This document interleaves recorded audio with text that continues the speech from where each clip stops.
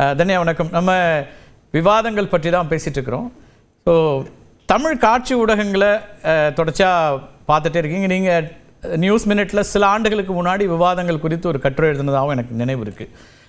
So ஒரு விவாதம் அப்படிங்கிறது, குறிப்பாக செய்தி சேனலில் வரக்கூடிய ஒரு விவாதம் அப்படிங்கிறது ஒரு டிபேட் என்ன மாதிரி இருக்கணும், எப்படி இருக்கணும், இப்போ எப்படி இருக்குது, what is your perception? Like அதில் வந்து முதல் பார்வை என்ன உங்களோட பார்வை? ஃபர்ஸ்ட், நான் இப்போ டிபேட்டுக்கே போகிறதில்ல. என்னோட தமிழும் அவ்வளோ நல்லதில்ல. ஆனால் உங்களோட 1000th எபிசோட் எப்படி வராமல் இருக்கோ அதனால தான் இப்போ இங்கே இருக்கேன். Congratulations first. ஒரு டிபேட், ஃபர்ஸ்ட் ரீசன் இப்போ ஆர்கே சொல்லிய மாதிரி, ஒரு டிபேட்டில் யாராவது போய் ஒரு ஒப்பீனியன் சொல்லிட்டாங்கன்னா அப்போயே அவங்கள பிராண்ட் பண்ணுவாங்க. நீங்கள் ஒன்றுங்க லெஃப்ட், ரைட்டு, சென்டர் எல்லாருக்குமே அவங்களோட பர்சனல் பாலிட்டிக்ஸ் இருக்கும். ஒரு விஷயத்தில் அவங்களுக்கு ஒரு கரெக்டான பாலிட்டிக்ஸ் இருக்கும். ஆனால் அது யூனிஃபார்மாகவே இருக்கணும்னு ஒரு இது இல்லைல்ல. இப்போ நான் ஒரு விஷயத்தில் எனக்கு ஒரு ஒப்பீனியன் இருக்குன்னா எல்லா விஷயத்துலையுமே அந்த ஒப்பீனியன் தான் இருக்கணும்னு இருக்கக்கூடாது. நான் ஆக்சுவலி டிபேட்ஸ்க்கு போகிறதுக்கு ஏன் ஸ்டாப் பண்ணிட்டேன்னா, அந்த பிராண்டிங் ரொம்ப ஈஸியாக வருது. ஒரு டிபேட்டுக்கு போயிடுச்சுன்னா அவ்வளோதான். அதை எடுத்து வருஷங்கள்ல அதே போட்டு நீங்கள் அன்னைக்கு இது அது சொல்லிங்களே, அன்னைக்கு இது சொல்லிங்களே. ஃபார் எக்ஸாம்பிள், கொஞ்சம் வருஷம் முன்னாடி நான் சென்னையில் ரைட் விங் ஆர்கனைஸ் பண்ணி ஒரு ஈவெண்ட்டுக்கு போனேன். நான் நினச்சேன் ரைட் விங் ஆர்கனைஸ் பண்ணி ஈவெண்ட்டில் போய் அவங்கள பற்றியே பேசலாம். 2014 அவங்க எப்படி இந்த ஒரு ட்ரோலிங், ஒரு ஹாரஸ்மெண்ட் அட்மாஸ்பியர் ஆன்லைன் அவங்க எப்படி ஸ்டார்ட் பண்ணியிருக்காங்க அதை பற்றி பேசலாம்னு நினச்சி நான் போனேன். ஆனால் நான் அந்த ஒரு ப்ரோக்ராம் போயதுக்கு அந்த ஒரு இன்விடேஷன் போட்டு பாக்கி எல்லாரும் என்ன வருஷமாக ட்ரோல் பண்ணிட்டு வராங்க. நீங்கள் ஏன் இந்த ரைட் விங் ஈவெண்ட்டுக்கு போனீங்க? அப்போ என்னோட என்ன ஒரு ஐடியா இருக்குது ஒரு டிபேட்டில் பார்ட்டிசிபேட் பண்ணுறதுக்கு, அது யாருக்கும் புரியறதில்லை. அதனால நான் டிபேட் போகிறது இப்போ நார்மலி ஸ்டாப் பண்ணிட்டேன். அது மட்டும் இல்லை, டிபேட்ஸ் அதில் இப்போ ட்ரால் பண்ணுறவங்க வெற்றி பெற்றுட்டாங்கன்னு வந்துடாதா தன்யா? உங்களை வந்து பேச விடாமல் இருக்கிறது அப்படிங்கிறது தான் அதோடைய அடிப்படையாக இருக்குன்னு வச்சுக்கோங்களேன். இது எல்லாரும் எதிர்கொள்கிற சிக்கல் தான். நான் உட்பட இங்கே இருக்கக்கூடிய அத்தனை பேருக்குமே இது வந்து இங்கேன்னு இல்லை, அரசியல் தலைவர்கள், அதிகாரத்தில் இருக்கக்கூடியவங்க எல்லாருமே ட்ரால் செய்யப்படுறாங்க. அப்போ அதை எப்படி தான் அப்போ அதுலேருந்து ஒதுங்கி போகிறதுங்கிறது தான் ஒரே ஆப்ஷனா அப்படிங்கிற ஒரு கேள்வி வருது இல்லை? கண்டிப்பாக. நான் இப்போ ஃபார் எக்ஸாம்பிள் என்னுடைய பிளாட்ஃபார்மில் எனக்கு ஏதாவது பேசணும்னு நான் பேசுகிறேன். ஆனால் எல்லா இடத்துலையும் போய் பேச சும்மா அது பிரச்சனையில் ஆகிடும். அதனால நான் அது ஸ்டாப் பண்ணிட்டேன். அது ஃபர்ஸ்ட். செகண்ட், டிபேட்ஸ்னா நான் நினைக்கிறேன் தமிழ், மலையாளம் இதுலெல்லாம் இப்போ டிபேட்ஸ் பார்க்கலாம். டிவி டிபேட்ஸ் உட்காந்து பார்க்கலாம். ஏன்னா ஒரு விஷயத்தை பற்றி எக்ஸ்பீரியன்ஸ் இருக்கிற பேசுகிறாங்க. அவ்வளோலாம் லவுடாக இல்லை இந்த டிபேட்ஸ். ஹிந்தி, இங்கிலீஷ் எல்லாம் பார்க்கவே முடியாது. நான் நினைக்கிறேன் லாங்குவேஜ் சேனல்ஸில் இப்போ டிபேட்ஸ் பார்க்கலாம். அந்த குவாலிட்டி இருக்குது. எவ்வளோ டிபேட்ஸில் அந்த டிபேட்ஸ் பார்க்கணும்னா எனக்கு அந்த பொலிட்டிக்கல் பாயிண்ட் புரியுறது.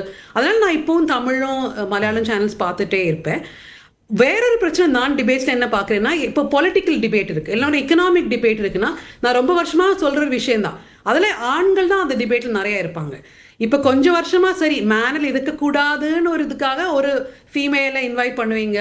சில பேர் அது ரெண்டாயிடும். ஆனாலும் அந்த நம்மளோட ஃபர்ஸ்ட், அது இப்போ உங்களுக்கு மட்டும் இல்லை. ஃபார் எக்ஸாம்பிள், நாங்களும் ஒரு பொலிட்டிக்கல் ஸ்டோரி பண்ணும்போது முதல்ல ஆர்கே கூப்பிட்டு தான் நம்ம நினைப்போம்.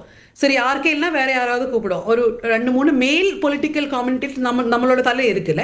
ஆனால் இட்ஸ் அ கால். நம்ம ஒரு வாட்டியும் நம்மகிட்டே சொல்லணும், இல்லை ஒரு விமென் ஒரு பொலிட்டிக்கல் விஷயம்னா we have to ask women also, we have to ask others also. நான் நினைக்கிறேன் அதில் நம்மளோட டிபேட்ஸ் இப்போவுமே ஸ்டாக்னெண்ட்டாக இருக்குது. நம்ம அதுலேருந்து முன்னாடியே போகல. ஆமாம், அது நான் ஒத்துக்கிறேன். ஏன்னா நியூஸ் ரூம்ஸில் நிறைய விமன் கொண்டு வரணும்னு முயற்சி பண்ணுறோம். இங்கே அட்லீஸ்ட் 30%, இப்போ நியூஸ் 8 30 to 40% வந்து விமன் இருக்காங்க. அது ஜெண்டர் ஈக்குவாலிட்டியிலேருந்து ஒரு விஷயத்தை சரியாக புரிஞ்சுக்கிறதுலேருந்து எல்லாத்துக்கும் பயனுள்ளதாக இருக்குது.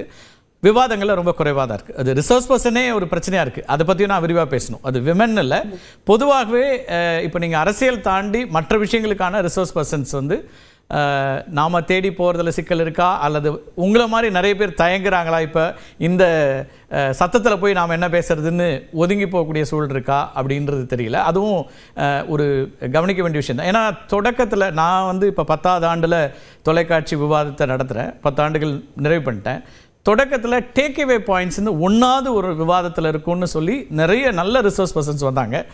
இன்றைக்கி அது வந்து குறைஞ்சிக்கிட்டே இருக்குங்கிறது சுய பரிசோதனையாக நான் பார்க்குற அம்சத்தில் இருக்கேன். டேக்அவே பாயிண்ட்ஸ்க்கான விஷயங்கள் இருக்கா ஒரு 1 hour பார்க்கும்போது அப்படிங்கிறது இருக்குது.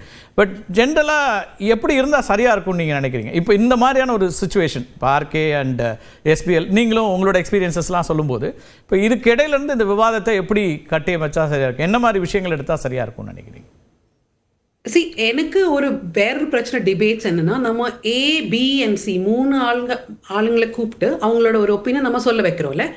அதுல A, B, Cக்கு நம்ம சிமிலர் பவர் கொடுக்குறோம் அந்த ஒரு டிபேட்ல. Aக்கும் பேசலாம், Bக்கும் பேசலாம், Cக்கும் பேசலாம். ஆனா சில டைம்ல டிபேட்ஸ்ல, இப்போ உங்க டிபேட்டை பத்தி நான் பேசல, நார்மலி டிவி டிபேட்ஸ்ல தப்பு பண்ணவனும் பேசுவான், தப்பு பண்ணாதவனும் பேசுவான், எல்லாரும் சேம் டோன்ல பேசும்.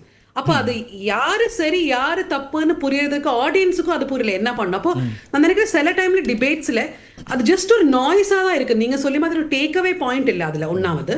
செகண்ட், நம்ம ஆடியன்ஸை கன்ஃபியூஸ் தான் பண்றோம். ஒருத்தன் இப்படி சொல்றான், ஒருத்தன் அப்படி அதுல ஒரு கேள்வி என்ன வரும்னா தனியா, இப்போ தப்பு செஞ்சுட்டாங்கன்னு நாம ஒரு முடிவுக்கு வர முடியுமா? நம்மளுடைய ஜுடிஷியல் சிஸ்டத்துல ஒரு அக்யூஸ்டுன்னு சொல்லலாம், ஒரு குற்றம் சாட்டப்பட்டவர் அப்படிதான் சொல்றோம். எல்லா விதமான நேரங்கள்லையும் ரொம்ப ஹீனியஸ் கிரைமா இருந்தா கூட அவங்களுக்கான ஆர்குமெண்ட்டுக்கான டைமும் கூட நம்ம வந்து கொடுக்கக்கூடிய இடத்துல இருக்கும்போது, அப்ப இங்க அந்த ஸ்பேஸை நம்ம ரெண்டு தரப்புக்குமான வாதத்துக்கான இடத்தை சொல்ல வேண்டிய தேவை இல்லையா? அது அவங்கள கேட்காமலே எப்படி கடந்து போக முடியும்னு நினைக்கிறீங்க? இல்ல, என்னோட தமிழ்ல இருக்கிற பிரச்சனை நான் என்ன சொல்ல வந்தேன்னா, ஃபார் எக்ஸாம்பிள் ஒரு டிபேட் நடக்கும்போது நம்மளுக்கு கரெக்டா தெரியும், சரி ஒரு கம்யூனல் கலகம் நினைங்க, நம்மளுக்கு கரெக்டா தெரியும் இது நடந்து சரியில்லை இல்ல இது நடந்து சரியில்லை. ஆனாலும் நம்ம எல்லாருக்குமே சேம் பிளாட்ஃபார்ம் கொடுக்குறோம். அந்த டிபேட் இன்னும் அந்த விஷயத்தை சென்சிட்டிவா ஹேண்டில் பண்ணக்கூடியவங்களுக்கும் நாம இடத்தை கொடுத்துறோன்றீங்க. அது வந்து பொது அமைதிக்கு குந்தகம் விளைவிக்கிறதா, லா அண்ட் ஆர்டருக்கு பிரச்சனையா, அல்ல மக்கள் மத்தியில ஒரு கன்ஃபியூஷனை கிரியேட் பண்ற, கொந்தளிப்பை கிரியேட் பண்ற விஷயங்கள்ல நாம் இன்னும் கவனமா இருக்க வேண்டிய இடம் இருக்கு அப்படிங்கிறீங்க. எஸ், முதல் கட்ட கருத்தை எடுத்துக்கிறேன், நீங்க இணைப்பில் இருங்க. நான் பெருமாள் மணிகிட்டையும் போயிட்டு வந்துடுறேன் சார், நாம நிறைய பேச வேண்டியிருக்கு. மணி, எப்படி பார்க்குறீங்க?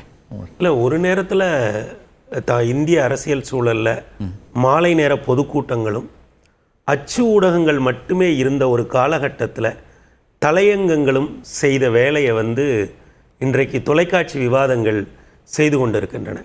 செய்தி தொலைக்காட்சிகளுடைய தாக்கம் வந்து 1989 பிற்பகுதி 90களில் குறிப்பாக சொல்ல போனால் தமிழ்நாட்டில் கலைஞர் ஐயா எதிர் ஜெயலலிதா அம்மா அரசியல் எழுந்த ஒரு காலகட்டத்தில் ரெண்டு பேருமே ஒன்று உணர்ந்தாங்க, நம்மக்கிட்ட சொந்தமாக ஒரு தொலைக்காட்சி இருக்கணும் அப்படின்ட்டு.